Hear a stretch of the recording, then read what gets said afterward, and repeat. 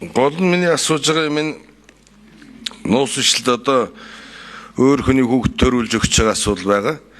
Тэгэхээр энэ эдээсийн тохиргоог яах юм? Бас хүний нууцлалтай холбоотой асуудал тэгших хэн одоо нууцаар яаж байгаа. Тэгээд эцгийн тодруулаа гэхэд дараа нь тэр эхийн асуудал дараа маргаан гарвал яаж шийдэх юм? За 4 номерын микрофон. Эрүүл мэндийн хүчнийтэй алтналах. За байсан гишүүний асуултанд нэмж хариулъя. За яг энэ тээгчдэр бол яг бид нар үр шилжүүн суул өнөөдрийн байдлаар 5 эрүүл мэндийн байгуул үр шилжүүн суулгаж байгаа.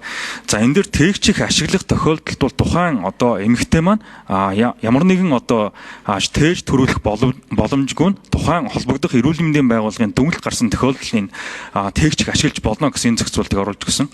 За нэмэлтээр яг энэ тээгчд яг тухайн одоо эмчилүүлэгчийн биологийн эцэг эхийн бүрдсэн энэ үр хөврөлийг суулгах энэ тогтолцоо бол бүрэн одоо ил дод шилэн байдлаар манай эрүүл мэндийн хөгжлийн төвийн эрчим шилжүүн суулгах алба дээр нэгдсэн бүртгэл мэдээний сайн ажиллаж байгаа. Энэ дээрээ бид нар илүү ил дод шударга шилэн энэ тогтолцоог бүрдүүлснээрээ илүү энэ аюулгүй энэ тогтолцоог бол бүрдүүлж чадна гэж бид нар харж байгаа.